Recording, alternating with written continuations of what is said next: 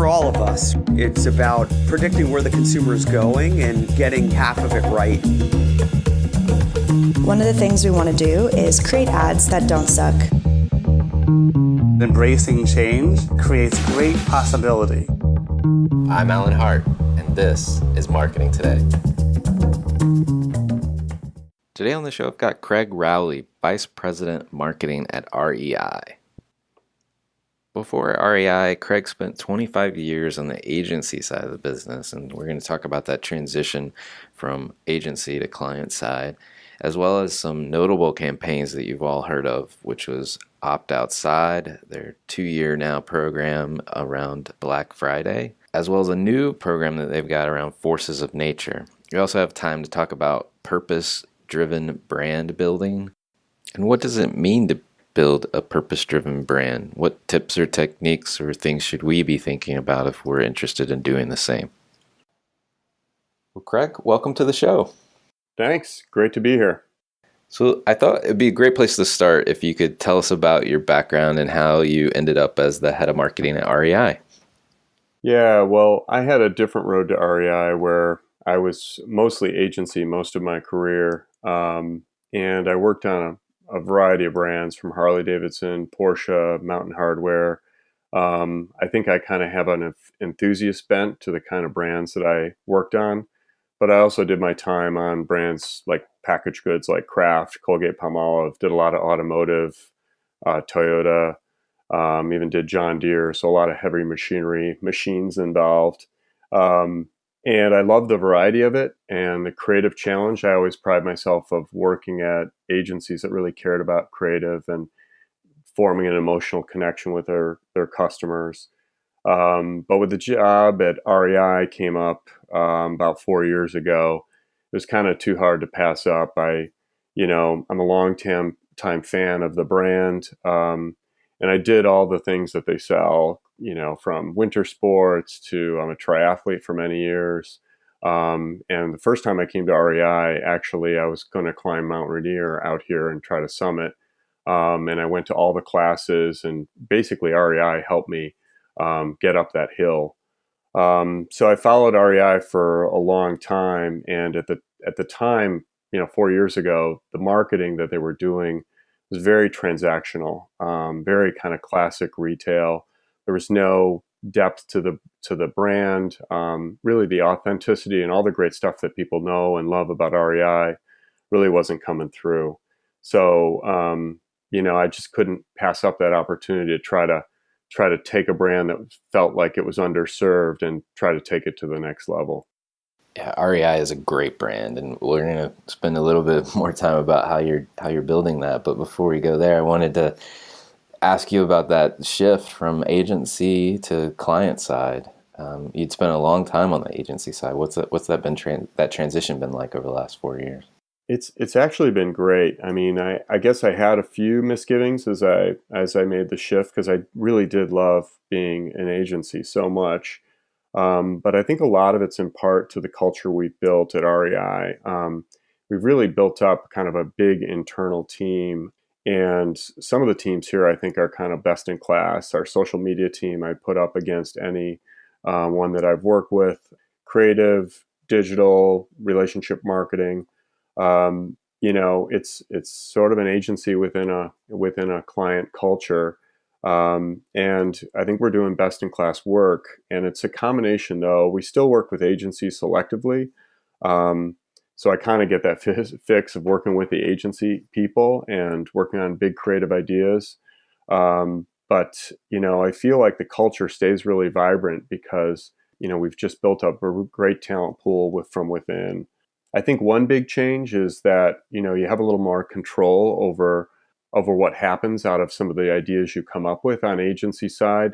A lot of times you're putting forward recommendations and you're not sure if they're really buying into them or do they have the courage to go big. So you have that control on the client side, and that's different. Although the downside is you have to live with if you take a big risk, you're kind of living with it more, and you own it. The only last thing I'd say is that I thought it was going to be a little less work than agency life, but it's not like that at all. It's actually the same amount of work, if not more.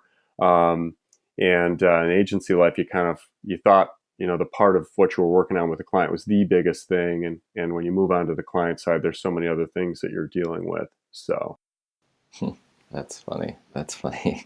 It's just as much work. It's just as much work. So I'm curious, given that client agency, combo background, how do you think brands should be built today? Well, we think a lot about that at REI, and I can't speak for that many other brands. I mean, there probably are different roads, but my point of view is brands that are doing really well right now are ones that are more, purpose driven, that they are living to their values. And that's a big part of what they're putting out in their marketing communications. So in REI's case, our core brand proposition is a life outdoors is a life well lived. We think that if you live a life that is framed in being outdoors as much as possible, you're going to have that much more rich and fulfilling of a life. And that's our purpose. We want more people to do that. And it's not just about selling stuff. It's about trying to get people outside and have that experience. And so I think brands that are successful at tapping into, whatever the values of their company are and some higher purpose that they stand for, it's very hard to challenge that as a customer. So many customers are turned off by like empty sales pitches or things that just seem kind of put on. And with REI, we have a special kind of relationship with our customers because we're a co-op. So we're member driven. Over 70% of our profits go back to our members or employees of the communities we serve. So we're sort of a different kind of company. And that brings a unique purpose to what we do. But I really feel any company that, just really taps into what people are passionate about their brand, and is there a higher purpose that they stand for, especially millennials or younger people really care about the values of a company, what they stand for. Are they good corporate citizens? Do they treat their employees well? I think all that stuff matters more and more. And I think the reason why it works, by the way, is that if you take our mission, a life outdoors is a life well lived, a lot of times you're standing up for the things that are staying in the way of that.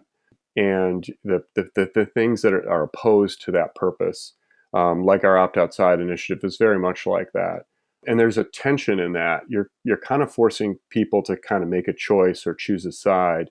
And when you do that sort of thing, I think that gets you noticed and kind of burns you into people's soul a little bit more deeply than other approaches that marketers might take to build their brand. So what, are there tips or techniques or I guess, or recommendations that you have for maybe others that are listening, in terms of how to tap into that purpose-built branding? Yeah, I think there's a couple things. One of the things that first comes to mind, and it's not just at REI, but I started to do this at many brands that I worked on, even on the agency side, is that when you're living to your purpose, a lot of it's about taking action. As I said, a lot of customers tune out empty sales pitches, but if you're taking a stand and doing something about it, like taking concrete action for something you believe in, it makes it more real and makes it more authentic. And it's hard for people to just say, yeah, you're just espousing this, or attaching yourself to this great cause. And you don't really, there's nothing in your company that makes you authentic in doing that. So I think that's a big part of it. A good example is we've recently weighed into the public lands discussion of the review of the national monuments by the administration. And it's something we feel passionate about. These public lands are kind of a national jewel and is a big part of our purpose as a company, is to try to protect and preserve outdoor places for people. But we just didn't say that. We, our CEO and COO were in Washington a couple weeks ago talking to the Secretary of the Interior, and we put out social posts and we put out to our community to join the cause. So you really have to kind of take a stand and take an action. A lot of times that's much more successful. The other thing I'd say is you have to give clear ways, if you're taking a stand, give clear ways for people to participate. So in OptOutside, that for us, that was, hey, stay out of the malls on Black Friday and go outside. Right. Or for this regional national monuments thing, it was, we had an actual link in there. They're right now in discussion, taking commentary on these review of national monuments. we gave a link in there so people could put their comments right in and directly port them to the Department of the Interior. So a lot of times it's take action, show you've got skin in the game, give people a chance to come along with you and participate. And, the only other thing I'd say about it is that you need to be ready for the detractors. There's always going to be people with an opposite point of view. And you have to almost be open to that and be ready for people to totally disagree. And I think you find a lot that, especially in places like social media, you'll have the other side come in and the community will start the dialogue and self-correct. But it's not for the faint of heart. A lot of companies kind of don't want to go there, or it just feels too risky. Right. But if you really believe in what you stand for as a company, I think that you'll get a lot of people that'll respect you for sticking up for what you believe in. Well, let's talk about OptOutside. You mentioned it. You're 2 years into that kind of unconventional approach of telling people, hey, stop shopping and go enjoy the outdoors. Yeah, we don't want them to stop shopping entirely. Right. So, yeah. I mean, the courage to do something like that. I mean, how did that come about, and what's been the results for you guys? Well, I started with just kind of the normal kind of brainstorm you do. We had a challenge to try to do holiday a different way. We're not the biggest player there. We're outspent 10 to 1, 15 to 1 sometimes by our competitors. So we had this offsite, and we were thinking, we have everyone bring, like, what's the most compelling thing you've seen around the holidays? We got talking, and somebody said, we could never do it, but, what if we closed on Black Friday? And the conversation kind of kept going, but we kept coming back to that idea. And at the core of it started with an employee thing, which is, it's such a bummer for our employees or store managers to have their turkey dinner on Thanksgiving night and then go to bed early because they have to open up their store and throw themselves into this, commercial, crazy moment around Black Friday. And we just thought, if nothing else, this will be a good thing for our employees, our 12,000 employees, to just get out and enjoy a day and live to our purpose, which is being outside. The whole idea of Black Friday just felt like overblown, kind of really not living up to what it should be around the holidays, which is being by your friends and family and enjoying your life. So it just kind of built from there. We had lots of conversations about it. It had to go, through multiple levels. But I feel all the way up to the board, everybody just got how big this idea was and how true it was to what REI stood for. And, I think it spoke directly to a lot of people. Unlike anything I've worked on in my past, you had people coming in. I remember I took an Uber that next day, and the Uber driver was like, found out I was at REI. I was like, I can't believe you did that thing. That's so cool. And I still get that. Right. And I think the reason it's so deep is it forces a choice. It got people, it hit at a cultural moment when it made a point to people like, yeah, this is kind of crazy that people are storming the doors at the malls. And we just put the outdoors as that counterpoint to it. So, it kind of worked. I've been hearing from a lot of people this notion of ideas that, like you said, started with an employee or how we treat and think about our employees in this matter. I mean, in your case, it turned into, I'm sure, 12,000 brand advocates immediately. Yes. Well, we announced it at an offsite we were at, and it was actually hard because we wanted to keep it sort of private, but we have a leadership conference where all our managers were there. And this was a couple months before we launched it. And we're like, you got to keep this quiet. But we announced it, and there were people that were literally tearing up, managers that had been there 15 years that were like, this is why I come to REI. This is why I work here. And the response has been unbelievable. We had billions and billions of earned media impressions. I compare it to the old days when I was doing Super Bowl commercials, and we'd have to spend tens of millions of dollars just to get a fraction of the earned media that we got out of doing this one thing. So we've been really pleased with it. That's great. So now your newest effort is called Forces of Nature. And you're kind of trying to level the playing field, if you will, on all kinds of fronts, but gender, I think, is the one that's kind of top of mind. So tell us about that effort for those that haven't seen it yet. Yeah, it's an expansive public effort, and it's about basically creating more opportunities for women to take part in a life outdoors, which is, again, speaking to our values. And I think like the other efforts, we had to make sure we were really authentic about this. So one of the first steps was just, do we have our house in order for this issue? We actually have a history of women's leadership at the co-op. Sally Jewell, our CEO before Jerry, who became Secretary of the Interior under Obama, her and a bunch of strong women have been senior leaders at our company for a long time. We've launched a lot of initiatives around supporting women leadership in the outdoors, in outdoor companies. And so it had to start with some authentic place that we were in. But we looked outside and we looked at all the imagery in the outdoors and how women are portrayed in the outdoors and the storytelling around the outdoors. And it was very male dominated. And then we even did a survey about how women feel about their role in the outdoors and whether they were encouraged to go out in the outdoors when they were little. These really emotional things coming out of this, of people that felt like they were told to wear dresses, or they were told to not get dirty, not be that person that kind of got outside and we even, as part of the campaign, we had a direct mail piece that had all these statements written and then crossed out. You should smile more, or you should not get dirty. And for a direct mail piece, that direct mail piece people took pictures of it and they were sharing it out all over on social channels. And that's not normally how people respond to a direct mail piece. Right. It usually goes in the trash. Right. So, but it was a whole effort. We talked about a year ago, we started talking to Outside Magazine, again, part of that industry that really portrays a lot of men. It's very male dominated. And we partnered with them to have a all women's issue that just launched in April and featured really strong, great women. It led to, there's podcasts, there's a whole content series that came out of that. And then another thing I talked about, you have to be ready to take action.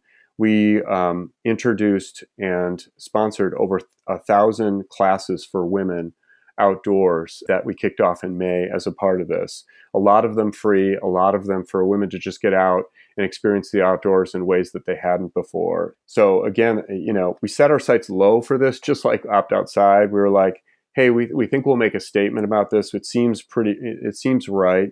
And we've been blown away. It's one of our highest performing social campaigns we've ever done.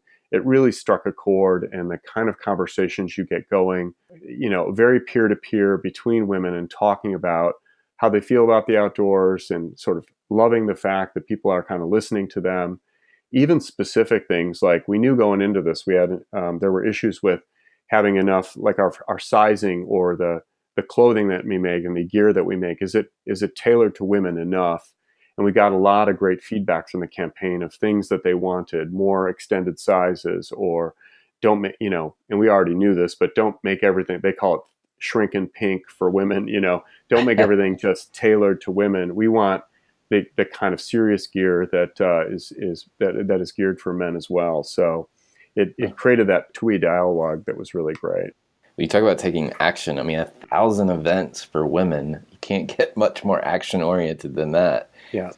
How experiences like classes for a retailer, I mean, is that one of the critical roles in building your brand today? And I mean, with so much peril in the retail industry, I'm wondering if maybe that's a way to stay relevant, stay alive. Yeah, it for sure is. If you think about, there's lots of books written about the experience economy, or even if you just look at the customer spend over the last year or so, people are moving away from buying stuff to buying experiences, whether they're going to a restaurant or they're traveling, et cetera. And actually, REI has been in the business of providing experiences for a long time. It's kind of something we haven't marketed as overtly as we are going to and have started to. On any given week, there are hundreds of classes and outings going on with our professionals, our outdoor program people that are out. And it's anything from, learning to kayak, a 2 or 3 day through hike, to an adult learning how to ride a bike for the first time. So it's a huge variety, and I think we're trying to build that and expand that effort, and actually put it at a more central place in how we're going to market. So when we launched our big flagship in Washington, D.C. last year, instead of a traditional marketing approach, we just scheduled a summer long of outings and activities and promoted those. And a lot of them were free. One weekend where we claimed it free weekend for all of the DC market, it was timed just as the Congress was getting out of their session in the summer. And we got over 40,000 people just in one weekend to come out with us and be a part of an outdoor experience. So it just made the whole effort to launch our store that much more grassroots, that much more community-based. So it's I think in the future, it's going to be about surrounding our customers with all these great experiences. We have a travel company called Adventures. They sponsor these incredible trips around the world. We actually own some app companies that are trail finding and wayfinding apps for trails. There's one for mountain bike. There's one for mountain climbers. There's one that we just launched last year for national parks. And they become almost mini communities where people are sharing what trails they went on, pictures of what they did, etc. So we hope to build a whole ecosystem around our customer that's about, we're going to help you get outside no matter what it is. If you need the gear, fine. If you need some advice of where to go, fine. If you want us to go along with you and introduce you to that experience, we'll do that as well. Well, I can advocate for those events. I didn't realize you had so many, but my 9-year-old daughter a few years ago couldn't teach her how to ride a bike to save my life. That can be very emotional. Yes. Yes, and it's just one of those things. Some kids I think just don't want to be taught by their parents. Yep. And heard about the REI bike riding class, and within, I think it was an hour and a half or 2 hours, she was riding a bike. Yeah. And loving it, and still loves it to this day. So thank you. Yeah, that's awesome. That's awesome. Love to hear that. Well, one of the things I like to do when I'm talking to folks like yourself is to kind of step back and learn a little bit more about the individual, the person behind all these great efforts. And it's a little bit of a deep question, but I think it sparks an interesting conversation. Yeah. Which is, what moment in your life do you think defines who you became today, or who you are today? I thought, when I think about that question, especially if my wife's listening, I mean, I have to say getting married and the birth of my children would be up there. Right. But people probably don't want to hear that. But if she's listening, I want to make sure that those were the defining moments. As far as career-wise, I'd say the thing I think about is my first job ever. I was a sales rep for Procter & Gamble, driving around in a station wagon, convincing people to put up, Pringles displays. A lot of times your sales pitch happened over a butcher counter. This was in Central Ohio. And it was a great experience. P&G is a great company. But as I did that, I just realized this job is not for me. I really needed to do something where I got behind what the brand stood for and conceptualize why that product would matter to people versus just selling it, and pushing more, without thinking through or being responsible for what that brand stood for and what it would mean to a customer. So I think that just set me on a path to love the idea of building brands, figuring out how they could become more relevant to more people. And I never forget those days at retail because they matter so much. It comes down to that ultimate choice that you're driving of somebody to put something in their cart or not. So that all of it matters, from what you do in marketing all the way to what happens in a retail store. But I think from those times, I think sometimes you have to do the thing you don't like to figure out what you do like. And I think that kind of unleashed in me this idea that I was so hungry for the power of building brands and kind of managing that entire ecosystem of all the touch points that drive that final choice to put something in your cart at retail. Well, that's great. That's great. Yeah, I mean, I call that the frontline hand-to-hand combat, making the sale. Yeah, I put up a lot of Pringles displays, a lot of them. That's funny. That's funny. Well, so what motivates you, to get up every day, to go back into the office and do this job as head of marketing? I love what I do. I love coming to work. And, we talked about purpose-driven brands, and I think any brand can have a purpose that is meaningful and matters. And in my particular case, I just feel so fortunate to come into a company that for the most part, most people that are part of our company are about this broader purpose of getting folks outside. And another thing about the outdoors is that the future isn't really certain for the outdoors or our planet. I truly believe that. I know a lot of people believe that. And, as a marketer, you don't feel like you're having that direct of an impact on that a lot of times, or any societal issue. And I just like that in some small way, when I'm coming to work each day, you're about doing an inherently positive thing for the broader world, getting more people outdoors, getting more people to care about the natural spaces that are out there.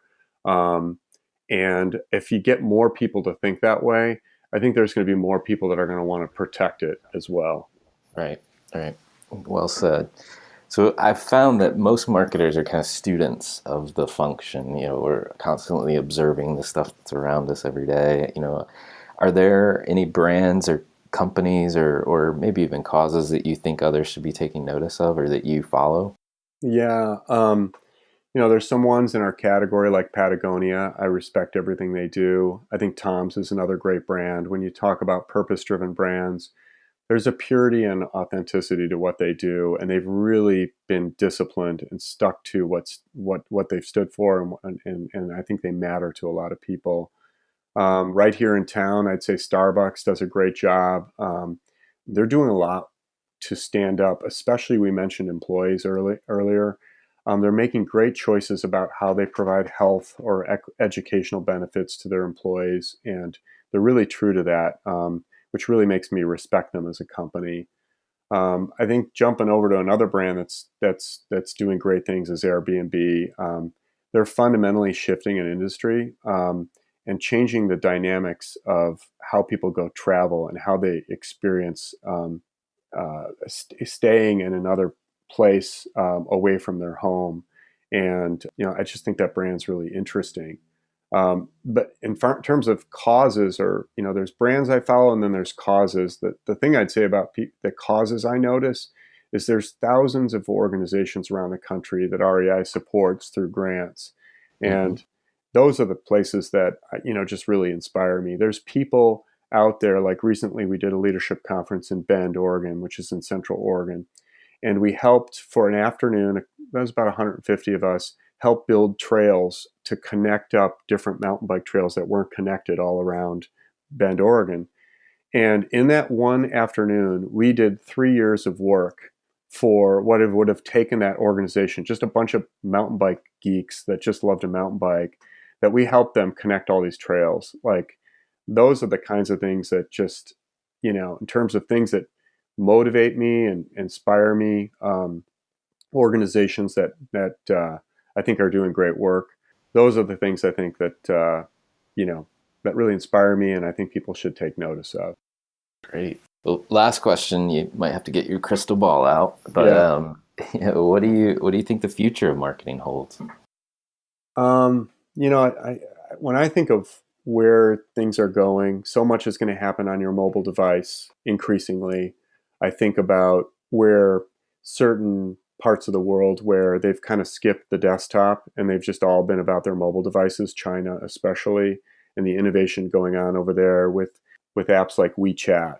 And there are these connected community platforms. And if brands aren't figuring out and aren't trying to be savvy about how their brand's going to show up in this connected, these are like online, on the go, connected communities where chatbots are going to be a thing, social shopping is going to be a thing.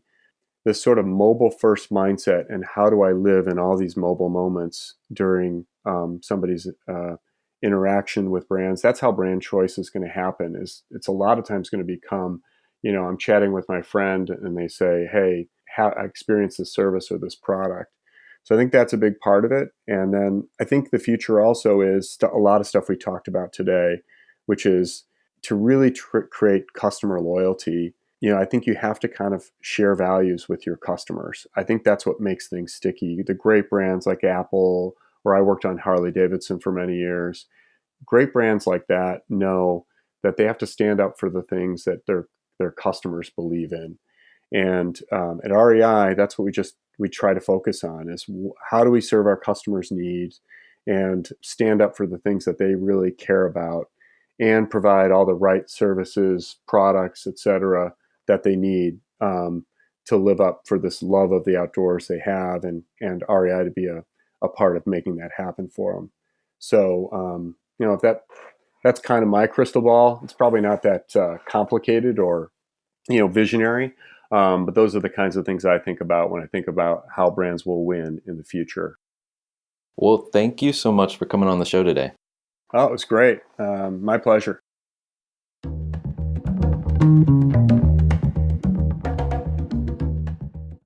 Marketing Today is brought to you by Atomic. Atomic focuses on unleashing the growth potential for clients we serve. Atomic is a strategic consultancy specializing in business, marketing, brand, and innovation. Our singular goal is to help you accelerate your efforts with the right mix of expertise, analysis, and creativity.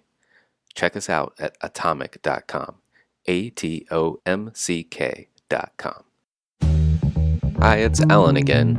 Marketing Today was created and produced by me, with project management by Sarah Williams, audio production by Aaron Campbell, writing and editing by Kevin Greeley, social media support by Megan Woods, art and graphic design by Sarah Dell. If you're new to Marketing Today, please feel free to write us a review on iTunes or your favorite listening platform. Don't forget to subscribe and tell your friends and colleagues about the show.